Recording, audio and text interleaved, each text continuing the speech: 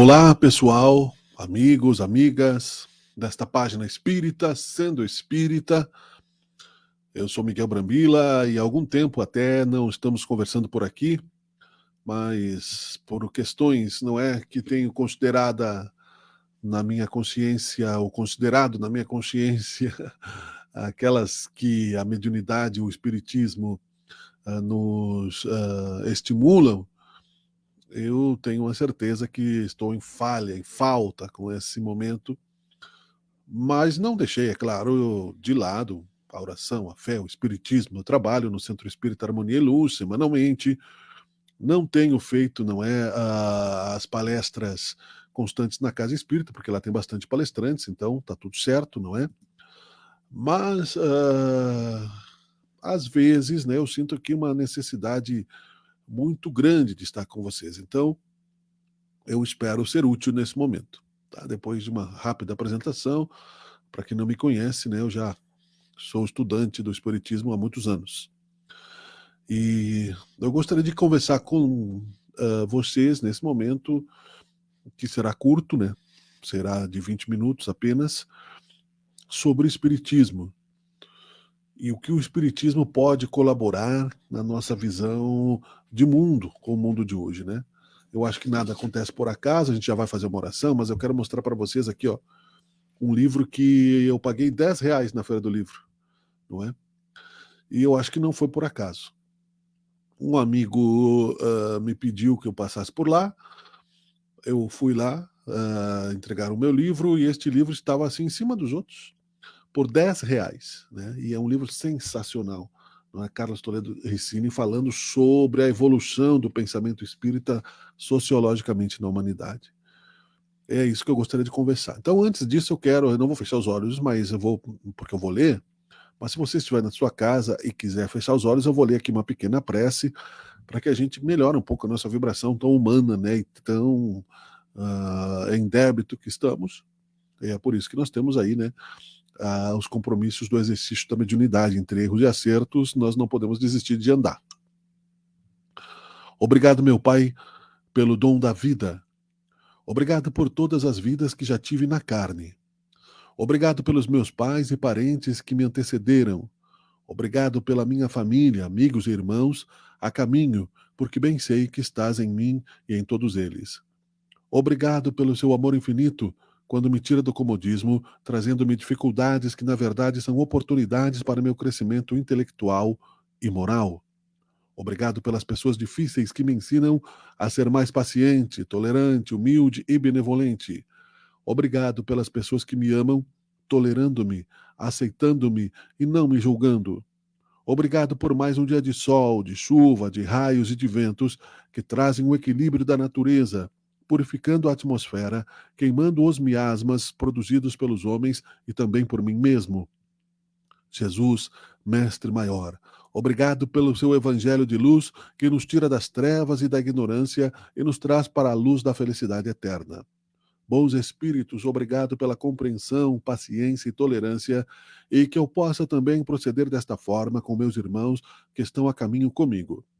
Obrigado a todos que de alguma forma me ajudam a ser cada dia uma pessoa melhor, amando e perdoando, assistindo e não julgando, porque somos todos filhos de um mesmo Pai que nos ama igualmente a todos, indistintamente. Obrigado, Pai, Senhor da vida. Esse texto é de Lúgaro Souza, e acho que ele resume muitas coisas do que nós queremos falar, não é? Sobre a empresa divina coordenada por Jesus.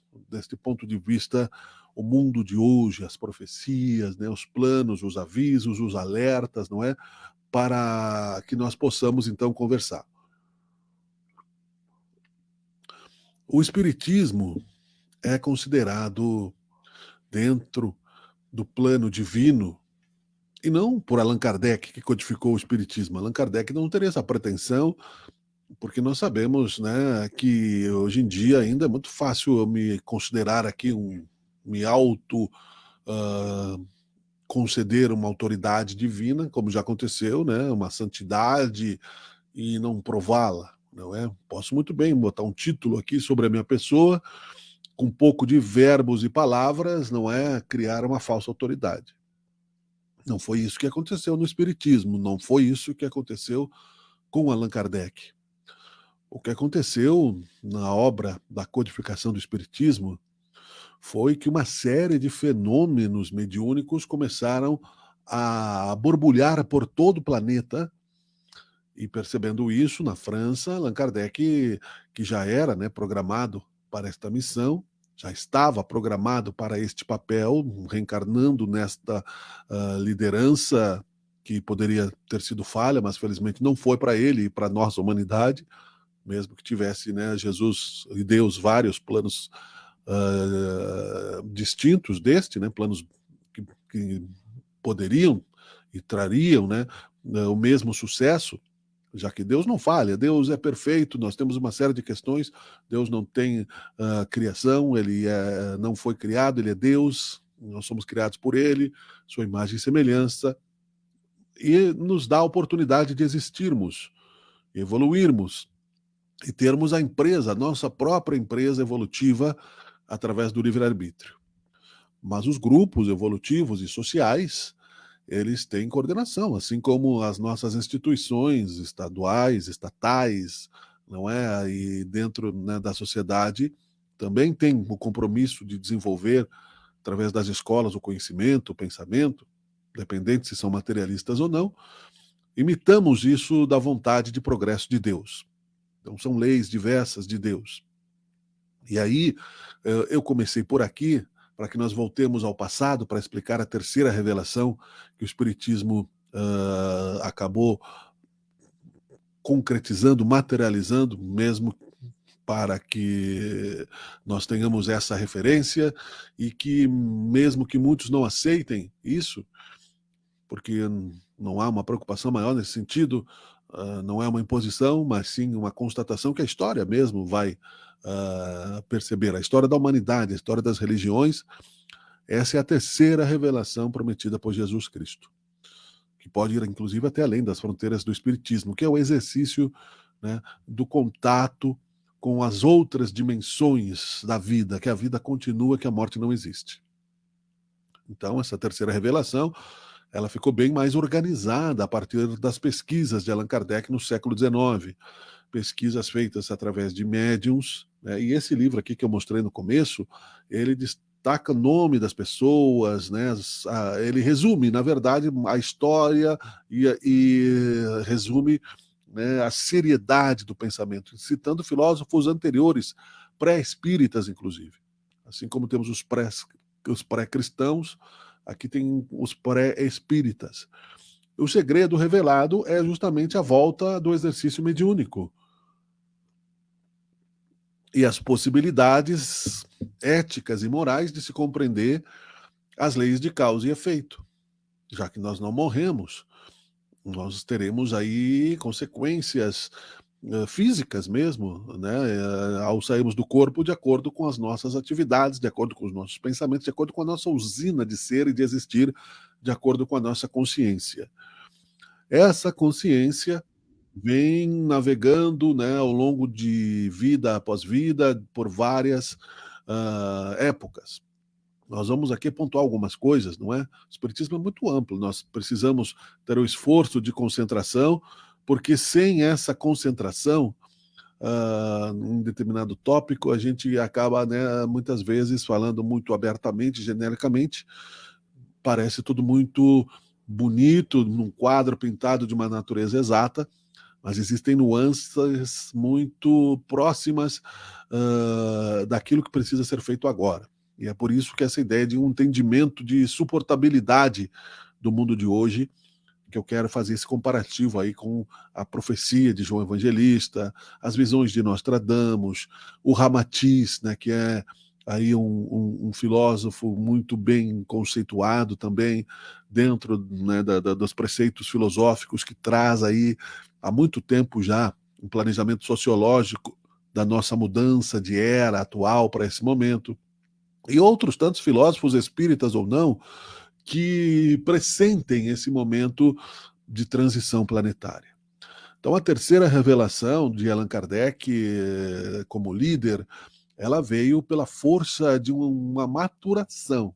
como água, né? A água você coloca ela no fogo, as moléculas vão se movimentando, 10 graus, 20 graus, 30 graus, 40 graus, né? Então elas vão dando sinais de aquecimento, né? Elas vão dando sinais de transformação até que elas se expandem, né? A partir de 100 graus ela evapora e se espalha pelo ambiente. Assim é também qualquer tipo de pensamento, pela sua força, né? E aí nós vamos entrar nessa metáfora física da ebulição da água, no conceito de que o pensamento divino é constante, portanto, o calor divino de atração para o progresso é constante, sempre foi e sempre será.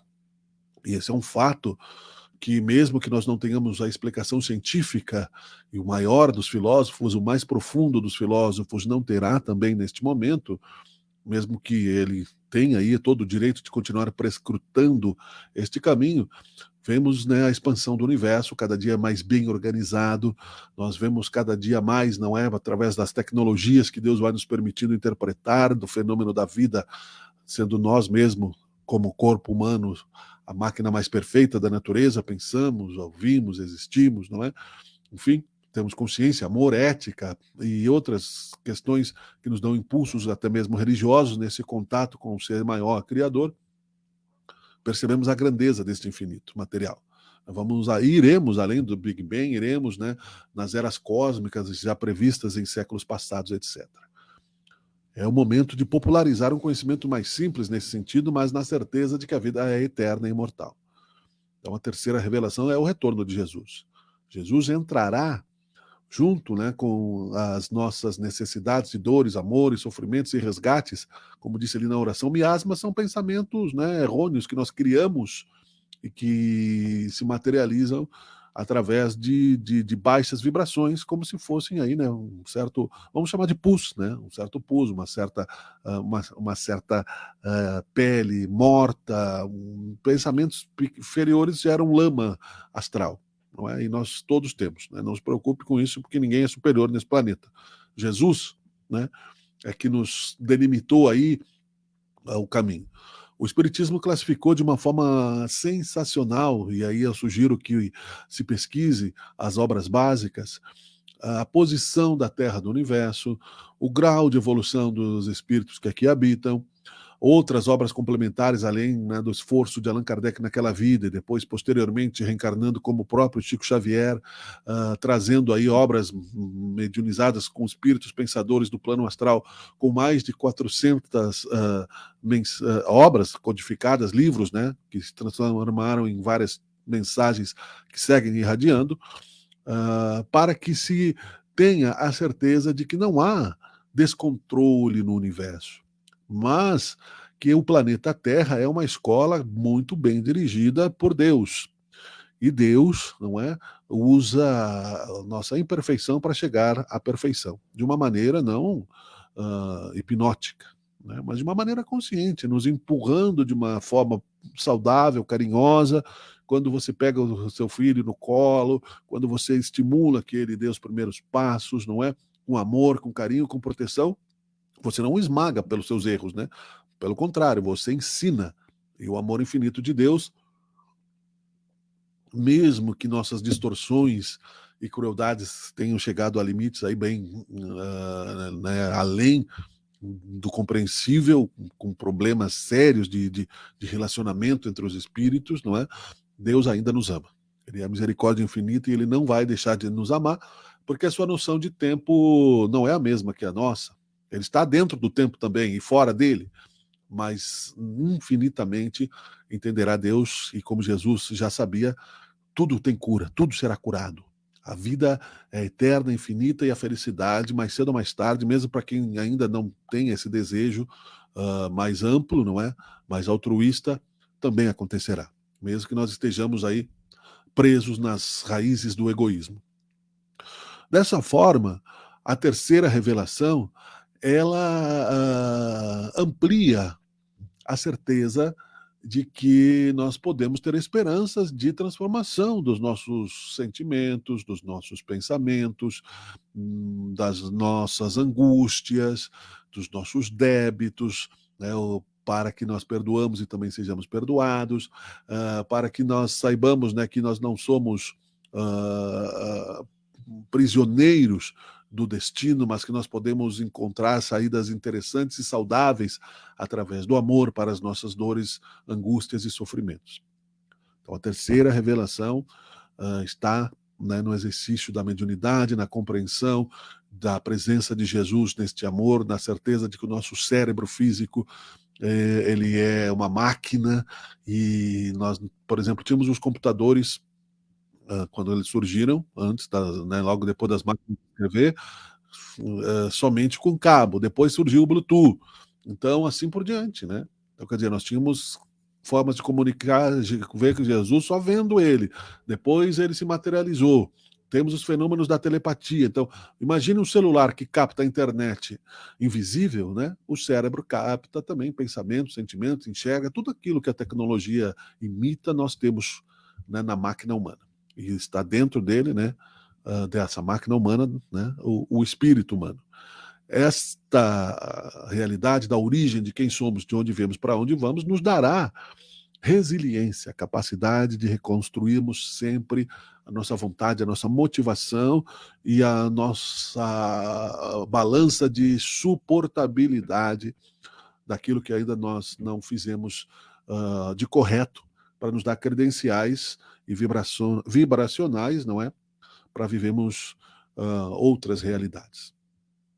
Antes disso, nós tivemos a primeira revelação, né, que foi Moisés com os 10 mandamentos, lá atrás, muito antes de Jesus, que gerou aí, né, um fundamento religioso, amar a Deus sobre todas as coisas e o próximo como a si mesmo, né, e assim seguiu Jesus respeitando isso como a sua apresentação diante do Sinédrio, diante de Pôncio Pilatos, diante de pessoas comuns, amar a Deus sobre todas as coisas e o próximo como a si mesmo, citando, né, que no futuro haveria um só rebanho, um só pastor, ou seja, nós cristãos nos reuniríamos em torno da figura do amor de Cristo e manifestaríamos a nossa fé, nossa verdade interior, íntima e pessoal, sendo cada um seu próprio templo de acordo, né, com o grau de relação que já conseguimos aprender a ter com ele, nosso irmão maior, e com Deus, nosso Pai Criador. Mas ele sabendo também, não é, do egoísmo humano, do materialismo, da época, da força, do poder romano e do poder religioso que havia na época e que até hoje segue brigando em muitos casos, ainda disse que nós não estávamos prontos, não é, para aquele momento de amadurecimento. E não prometeu, inclusive, nem felicidade aqui no plano físico, mas sim consolo, esperança, porque nós precisamos da matéria para movimentar o espírito, para que saiamos, assim como um halteres, né, do halterofilista, da zona de conforto e façamos circular o sangue do espírito, carregando aqui as necessidades do corpo e nos movimentando na direção do lapidar do espírito, da luminescência do aprendizado. Os primeiros cristãos sabiam da reencarnação, sabiam, né, da vida após a morte. Jesus voltou, materializou-se, ficou com, né, através do exercício mediúnico do ectoplasma e da força de Jesus, 40 dias né, ressuscitado e visto por todos. Inclusive se alimentou, né, de energias, não é? Enfim, mais sutis, mas se alimentou em um exercício mediúnico muito vigoroso no fenômeno de Pentecostes, né, chamado xenoglosia. Muitas línguas foram, né, faladas para que nós entendamos. Então, a terceira revelação faz parte da obra do progresso divino. O desenvolvimento tecnológico que começou a surgir, não é, lentamente, desde a descoberta do fogo, etc., né, foi avançando e ganhou aceleramento a partir da Revolução Industrial e a partir de alguns fenômenos de descoberta, né, das realidades mais íntimas da nanotecnologia do átomo, enfim, e da possibilidade, né, instrumental de se criar tudo que nós temos hoje e que avança muito mais rapidamente e cada vez melhor. Até que cheguemos aí, inspiradamente, em graus absolutos de compreensão da máquina, né? Porque você veja bem, o próprio olho humano é um milagre magnífico, o exercício do pensamento. Então, o René Descartes, né, considerou, entendeu a maravilha do pensar e do existir e de se diferenciar do outro ao mesmo tempo que você precisa se aproximar. Essa verdade toda, João Evangelista, né, que fez parte do grupo de Jesus, foi o mais jovem dos apóstolos, mas o mais longevo naquela encarnação, aos 95 anos, na ilha de Pátmos, quando desencarnou, ainda tinha lucidez, viveu numa vida, né, contemplativa, mas de insights, onde ele escrevia exatamente aquilo que ele pressentia para o futuro da humanidade. E viu esse momento. Jesus profetizou que nós viveríamos aí guerras e rumores de guerras e que isso seria necessário. E que isso seria necessário porque o escândalo, né, ou seja, os erros, a expiação está escrita na história da humanidade, e quem com ferro fere, com ferro será ferido, a semeadura é livre, mas a colheita é obrigatória, e se nós não nos arrependemos antes dos nossos erros, eles explodem, né? Se você não desligar o fogo antes do momento correto no fogão da sua casa e permitir que ele continue, ele explode, né? Pode explodir o gás, pode acontecer uma tragédia. Então você precisa saber lidar com os elementos da vida, porque Deus nos deu a possibilidade do amor, do perdão, da caridade, para que nós não ficássemos subordinados às leis de causa e efeito draconianamente, como a lei de Talião, que é olho por olho, dente por dente. Se você feriu, da mesma forma que você feriu, você vai ter que ser ferido. Não. O perdão é o bálsamo, é o atenuante disso, porque o perdão exige condição de arrependimento e de resgate. O perdão exige condição de compreensão do erro que foi cometido e de que vai e não peques mais para que algo pior não te aconteça. O perdão exige disciplina moral e ética para que quando o nosso instinto egoísta haja dentro de nós, nós pensemos que o nosso comportamento egoísta vai afetar não somente a nossa realidade, mas a realidade daqueles que também estão ao redor de nós, que dependem do nosso comportamento, da nossa relação hierárquica, como filhos, como pais, como irmãos. E aí, numa teia de progresso, não é? As nossas decisões todas têm comprometimento. Não há impunidade. Nós não podemos manipular a lei de Deus. Ela é perfeita e sempre será. Nós precisamos nos adequar como personalidades livres e independentes que somos, não é, na nosso direito de ser aquilo que gostaríamos de ser em termos, né, de habilidades, de profissão, de pensamento, únicos como uma íris, como uma identidade, né, digital, para que nós possamos, então, evoluir, né, no sentido do infinito. Então, tudo o que está acontecendo nesse momento faz parte do plano divino. Mesmo as guerras, mesmo os rumores de guerras, que aconteceram em muitas outras épocas também. Hoje, muito mais, com mais tecnologia, portanto, mais poder de destruição. Né? Mais tecnologia, portanto, mais informação sobre o terror das guerras, sobre a hipocrisia das guerras, sobre a falta de razão para qualquer guerra, mesmo na ação e reação, e percebemos em nós que somos também belicosos e reacionários no dia a dia, e que aí está a nossa força de transformação, porque aí é que nós precisamos, percebendo que estamos opressos a um mundo inferior, com poderes, né, fragilizados pela ganância de matéria, que não é o de Deus, que não é o dos santos como Jesus, mas de homens falhos, de mulheres, né, homens e mulheres que visam, né, locupletar-se cada vez mais do milagre das tecnologias e dos prazeres possíveis, querem conquistar mais do que já foi no passado, dos romanos e outros tantos impérios. Os porquês. Pressentimos já a vida de paz. Achamos que podemos melhorar a nossa possibilidade, porém temos pequenas belicosidades no íntimo de nossos lares, de nossos relacionamentos, no trânsito, seja onde for. Porém, nós temos dificuldades em entender por que nós estamos aqui, né? Será que Deus errou o endereço neste planeta de provas e expiações? Aí você procure, né? Nós não podemos agora divergir para explicar. Divergir não, né? Fazer a curva de explicação, abrir o espaço para explicar o que são provas e expiações, não é? Mas entenda-se brevemente que prova é o que te leva a um grau maior e expiação é a recuperação daquilo que você não aprendeu corretamente. E por que isso acontece, né, dentro de realidades que não temos muitas vezes uma saída imediata, a não ser perdoar, a não ser nos colocarmos no sentido do amor, a não ser suportar e a entender certos acontecimentos que não estão sob a nossa vontade, sob o nosso livre-arbítrio, seja feita a vontade de Deus. Então, isso nos dará a certeza de que passando por este momento cósmico do planeta Terra, esses irmãos que estão ainda cegos na vingança, no ódio, no crime, em todas as outras, né, profundidades da imoralidade, ainda não estão nem perto de querer cumprir a vontade de Deus, serão convidados, não é, a se matricularem, e convidados no sentido, né, de coercitivo, ou seja, impostos a se matricularem.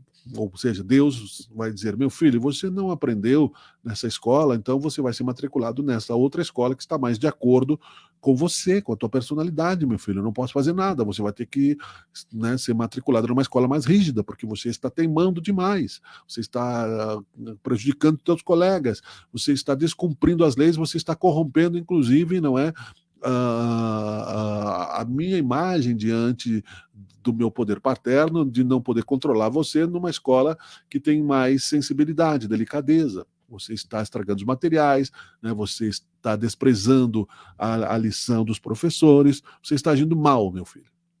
Então, assim funciona, assim será, e assim está acontecendo. O plano de Deus é muito maior do que nós podemos imaginar. Caravanas de espíritos estão sendo convidadas a reencarnar num outro mundo. E no Evangelho, segundo o Espiritismo, tem, né, planificado mundos superiores e mundos inferiores. Então existe a possibilidade de reencarnarmos em mundos piores do que a Terra. E existe a possibilidade, piores no sentido, né, do nosso comportamento humano, porque tudo é sagrado, tudo é divino, só o fato desse planeta existir já é um milagre. A Terra já foi milagre porque nós não compreendemos ainda o poder e a grandeza de Deus, né? E seus espíritos irmãos nossos prepostos, que um dia também nós vamos compreender, porque vamos evoluir até esta direção. Então, queridos amigos, queridas amigas, não nos abandonemos de confiar na direção de Deus, na direção de que mesmo que nós não tenhamos como acelerar nosso passo nesse momento, né, você tem um tempo para fazer a prova. Você tem um tempo físico, inclusive. Você não pode chegar, por exemplo, depois de ter menosprezado todos os acontecimentos, e você repetiu de ano, querer fazer a prova na repetição do ano no primeiro bimestre, porque você sabe mais do que os alunos repetentes. Você vai precisar suportar, né, a incompreensão, a ignorância dos alunos repetentes, e como um irmão mais velho, você vai precisar, inclusive, ajudar aqueles irmãos de alguma forma, do exemplo, do não comportamento igual, do comportamento melhor, para chegar no final do ano e fazer as provas de aprovação. Ou seja, vai ter que suportar aquele tempo letivo, não é? Para que você conviva com também as consequências, não é? De você não poder avançar porque você negligenciou a matéria e não aprendeu direito. E nesse meio tempo você vai aprofundando esses conceitos para, quando avançar, chegar de uma maneira mais eficiente, né? Eficaz, efetiva, e que possa ser mais assertivo na sua conquista de felicidade no exercício. Então, é isso mesmo, né? A vida é uma escola. As escolas imitam, né, o sentimento de Deus que nos ensina através da vida. Nós estamos numa escola, esses irmãos todos, né, que estão aqui, são todos filhos de Deus, não importa o grau de crueldade, seja, né, do Hamas, seja, né, do nazismo, seja quem for, não é? São espíritos que serão, sim, repreendidos, matriculados em escolas de acordo, né, com as suas dificuldades, com professores mais rígidos, com uma vida mais austera, até que cansem, né, da repetição e façam o caminho de volta à luz. Enquanto isso, vão acumulando conhecimento. Não achemos, né, que nós estamos à deriva de Deus. A vida, o mundo de hoje foi previsto pelo Apocalipse, foi previsto por Jesus, foi previsto por Nostradamus. Não é o fim dos tempos, é um momento de tempestade aonde o plano espiritual age mais vigorosamente no sentido de dizer: vamos continuar andando. Saber o que significa prece, não culpar os nossos erros repetidos que ainda vão acontecer, né? Nós podemos ainda errar nesse tempo, espero que menos gravemente do que já erramos, mas sempre, né, assumindo a responsabilidade com maior grau, não é, de seriedade do que já tivemos, né? Não culpando os outros, não culpando Jesus, não culpando a prova, né? Você vai culpar, o professor deu a matéria. Você não estudou, aí chega na prova, você não sabe as respostas, você culpa que o professor fez uma prova difícil, né? A negligência e a projeção, ela é infantil, e nós fazemos isso todos os dias psicologicamente, né, culpando os outros, esquecendo de fortalecer a nossa própria personalidade e aguardar no tempo. Isso exige vida. O mundo de hoje, sim, está sendo iluminado por o grande irmão Jesus Cristo, que nos vê, nos perdoa e nos vê acertar. Ele não nos observa no erro, mas nos chama constantemente para o acerto, para o recomeço, para a constante transformação, na palavra e no ato. A palavra virá como pensamento, como semente, o ato virá mais cedo ou mais tarde, pela impossibilidade de ser diferente, né? Você só poderá, pelo movimento de si próprio, colocar-se em posições diferentes da vida que você deseja ter, se você quiser realmente, né, como indivíduo, como pessoa, sair desta dependência do medo, do erro, dos acontecimentos, da maré, né? Das correntezas, e ter pelo menos um melhor protagonismo, uma melhor segurança nessa questão. Deus está no comando. Depois desta migração de espíritos que irão para o mundo, para uma nova escola, e já está acontecendo no plano astral, os desencarnes coletivos, o Ramatiz falou muito claramente sobre isso no livro Mensagens do Astral. Veremos muitos desencarnes coletivos, guerras, acidentes, né, feitos naturais. Nós precisamos entender que haverá reconstrução, e uma reconstrução mais positiva da escola, para seguirmos infinitamente evoluindo, sem abandonar, inclusive, os irmãos que estão na condição de exílio para outras escolas neste momento. É magnífica a vida, ela é maravilhosa, e é por isso, não é, que eu me coloco também à disposição deste recorte, porque eu penso assim todos os dias, e gostaria que aqui ficasse pelo menos, não é, uma inspiração para que esse assunto fosse por vocês, queridos amigos, queridas amigas, também pesquisado como forma de consolo para nós e para outros, né? Porque sim, isso nos dá segurança, nos dá certeza de que Deus é bom e a vida é boa. Muito obrigado, um bom dia, boa tarde, boa noite a todos, até o nosso próximo encontro. Tchau, tchau.